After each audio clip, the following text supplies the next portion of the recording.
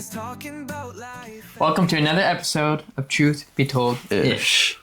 In today's episode, we'll be talking about masculinity, what it means to be a masculine man. We would love to hear in the comments your guys' opinions on what a masculine man looks like, the attributes, the qualities, just how you define it. It would be a fun conversation to have, again, depending on what you guys think. Me and Levi, we looked up a couple definitions for you. Yep. So I went to the Webster Dictionary and looked up male or man. There's a bunch of different definitions. Ones that just say an adult male human. I was like, that's not really what I'm looking for. But the one that stood out to me in the Webster Dictionary, I don't even know how it works. It's like section 1 and then D2 or something like that. Anyways. Webster's confusing. But it says one possessing in high degree the qualities considered distinctive of manhood, such as courage, strength, and vigor. And so just attributes that people see in men. And I really like that because it kind of made it very simplistic. Levi looked up a definition of masculinity, so he's going to give us to that real quick just to help us get a base with this discussion today. Mm-hmm. So masculinity actually came up as qualities or attributes regarded as characteristic of men and boys. Or boys.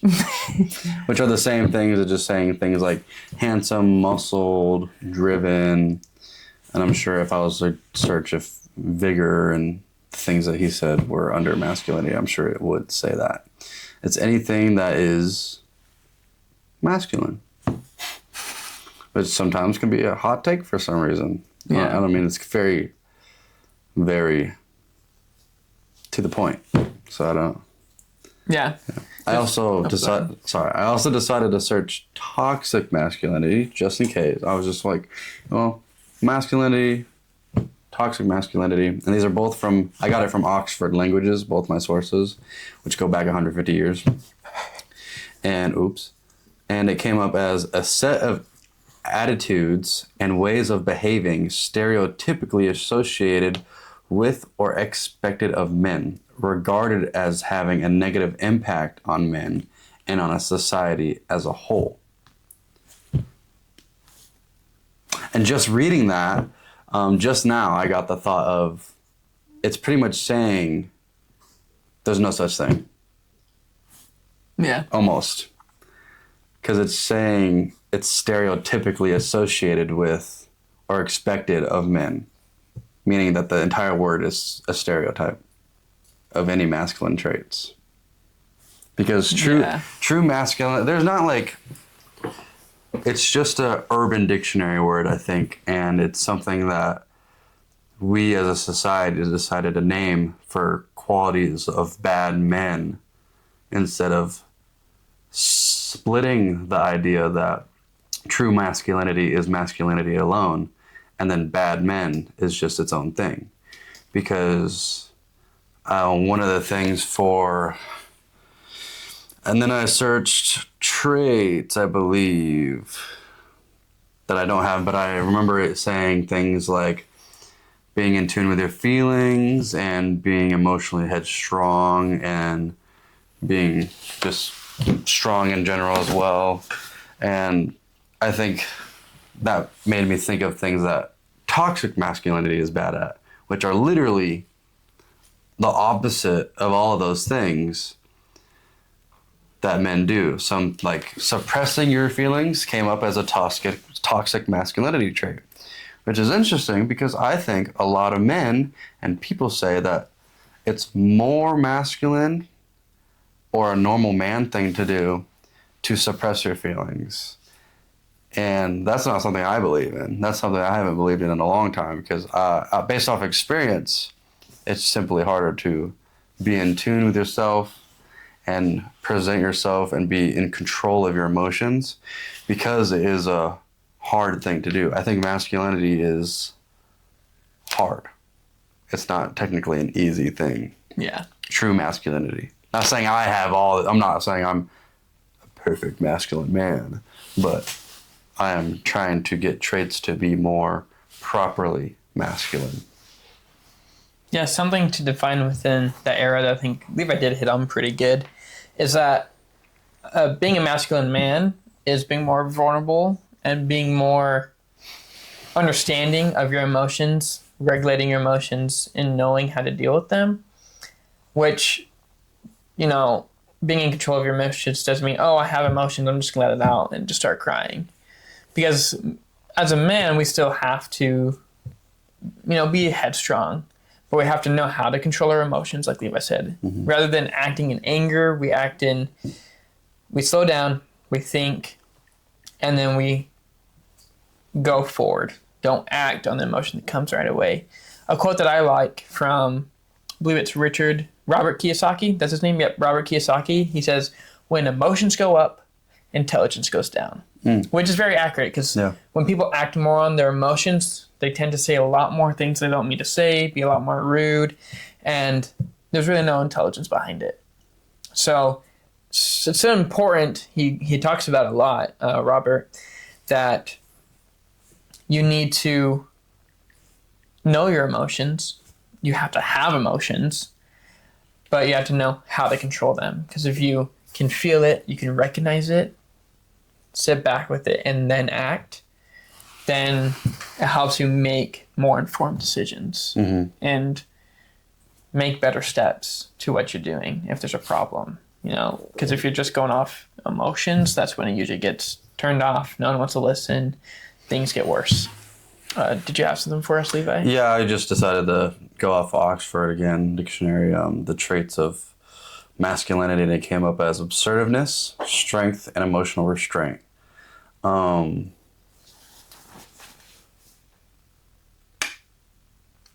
assertiveness is being willing to be forceful or dominant in interactions. So just very present in the moment. Strength, obviously, strength, physical prowess, or the ability to perform tasks that require physical effort. Emotional, which I'm sure we all have our own disabilities of maybe if you're missing a left arm, then that's going to be hard, I guess. Emotional restraint, suppressing or minimizing emotional displays, particularly in public. Now, that's not saying to just ignore your feelings. That's pretty much to be stoic in the moment. You have to learn how to hold, not acting off whim, not acting off of, straight thought. That's you being present in your mind. Hey, these are probably not the correct emotions to present at this moment. Obviously, let's say you're mad at, your spouse or even your kids. You don't want to be yelling at them because that's pretty much the wrong thing to do. So it's talking about suppressing and understanding what you're feeling and moving it out of the room afterwards and understanding how you feel, not in the presence of where you want it to be, so that you can understand it versus you doing something that you're definitely going to regret and then having to explain that to whomever you decided to leash out on. Another thing is competition and control, a drive to win or exert influence in various aspects of life. I think that's good because that goes in with assertiveness, because as men, we need to be men. We need to be, not saying to always be right or to always be in first, but to always strive for the best of whom you want to be around and things that you, the people that you care about, obviously, you want to strive to give them the best, not meaning to be first in every race that you ever do, or first in arm wrestling, or the strongest in whatever, because that would be probably unmanly to be wanting to be I'm first in everything, rah. And then leadership, which goes in hand in pretty much what I was just saying, because competition and control, as well as assertiveness and leadership, I feel all coincide into the same thing, because to be a good leader, you must have a good drive to want to motivate those around you, and you'd have to assert yourself for that. which is just all simple masculinity. And I think there's a big stigma around being toxically masculine on a word that is apparently made up according to the Oxford languages. Not throwing you under the bus, Oxford, just going off the dictionary. Yep. I think something that you mentioned that's really important is about the role of leadership and how you brought up a husband. Because masculinity is super important within preparing to be and being a husband. Because a lot of people think to be a masculine husband, the head of the household, is to be the one in charge. Everyone has to listen to what you say, and you're the boss of everyone, and they have to subside to you. That's not at all what it means to be the head of the household. To be the head of the household means to lead, to serve, to love, to provide. Right? And so, yes, you will have to have that demandingness sometime.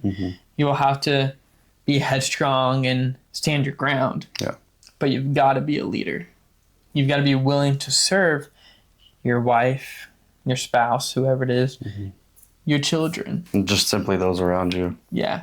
You've got to be an example. And if something gets you upset about the suppression thing that we were talking about just a few moments ago, that doesn't mean to not let the people around you know how you're feeling.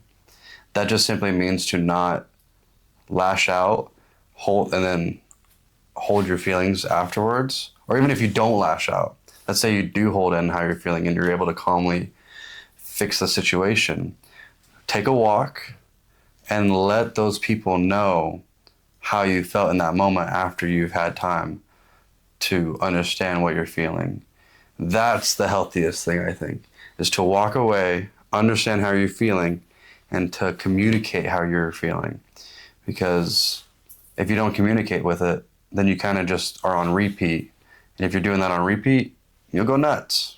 Anything repetitive is, for our human brains, just kind of goes low cuckoo.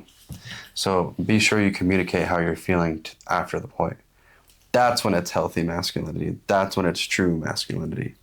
It's not simply suppressing it. It's suppressing your instinct, your off the whim feelings, walking away, taking that moment, breathe, realize, understand, communicate with your wife, even your kids. Be like, hey, just tell them that kind of, whatever it was. Let's say they said, I hate you, because that sometimes is a big thing as a parent.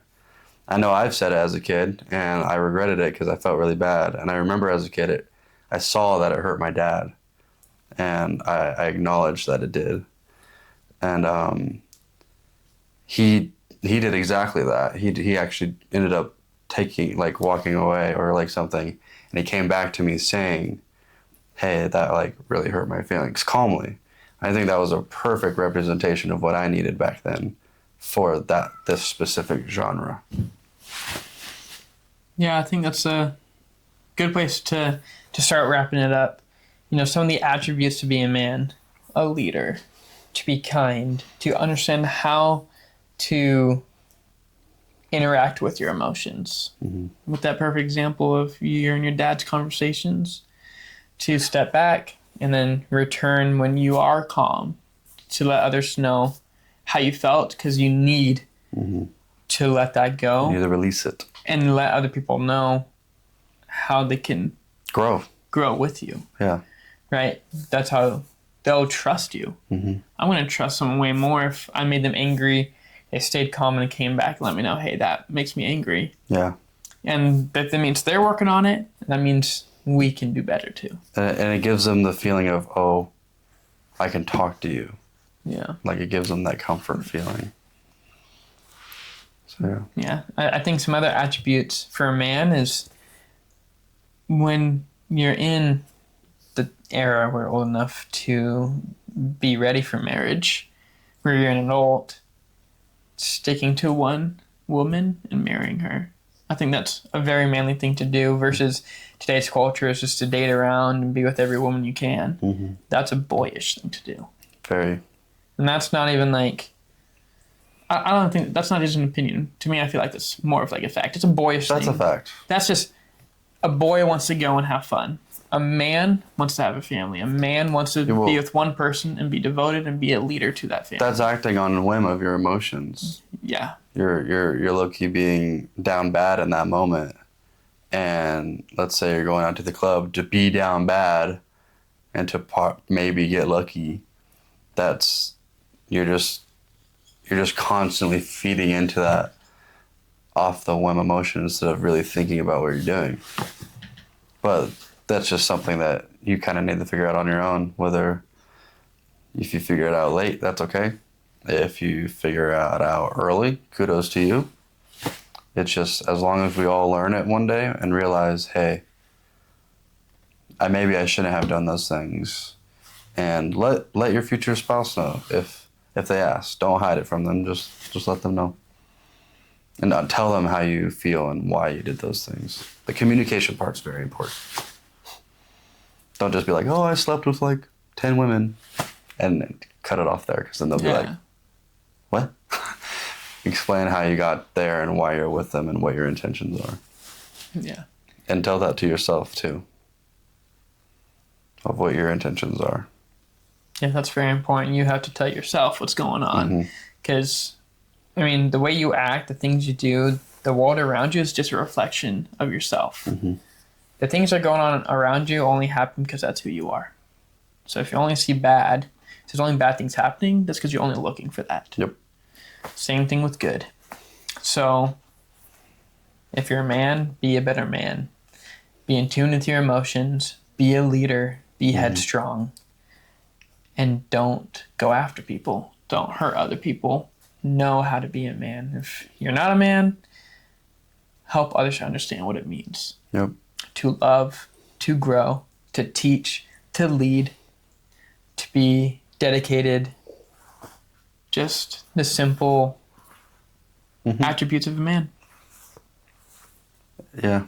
And I actually would like to talk about the qualities of being a female. Yeah. After this, yeah. So, if you're wondering about how a couple guys think about females, Stay tuned. and how they should be, Stay tuned for another episode. Yeah. Anyways, thanks for joining another episode of Truth Be Told Ish. We'll see you in that next episode. Two guys talking about life and the grind, cracking jokes.